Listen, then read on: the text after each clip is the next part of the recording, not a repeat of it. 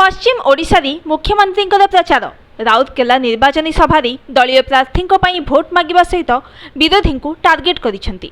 सुंदरगढ़ और संबलपुर संसदीय क्षेत्र पर मुख्यमंत्री राउरकेला रे पहुंची प्रचार करिसेंती। राउरकेला पर संबलपुर लोकसभा क्षेत्र देवगढ़ रे निर्वाचन सभा जोग देबे नवीन। एहा परे संबलपुर लोकसभा क्षेत्र छेंडीपदा और आठमल्लिक निर्वाचन मंडली रे प्रचार कार्यक्रम रही। किंतु राउरकेला प्रचार बेले मुख्यमंत्री प्रश्न राज्य सरकार पॉलिसी ठीक कि नहीं ताहा लोकों को भाविबाकु बाध्य करिछि।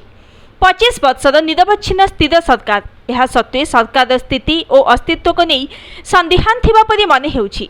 राउरकेलार निर्वाचन सभा मुख्यमंत्री जनसाधारण को एहार उत्तर मागिबा एभली किछि संकेत देउछि।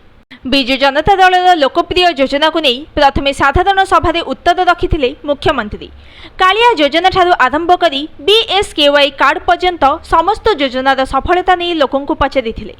मिशन शक्ति, ममता योजना, लक्ष्मी बस, 5T स्कूल, मधुबाबू पेंशन योजना आदि दलीय योजनार लोकप्रियता नहीं जनसाधारण को प्रश्न पचारिथिले।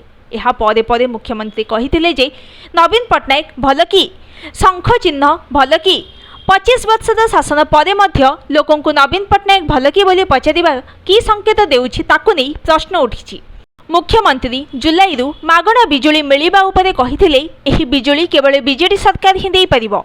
एही सबु योजना को नै आपण माने खुशी कि नाही बोली मध्य प्रश्न करिसेंती। विरोधी को टार्गेट करी नवीन कहिसेंती सेमाने मिछ कथा कहउचंती, अजथारे कुंभीर कांदना कांदुछंती।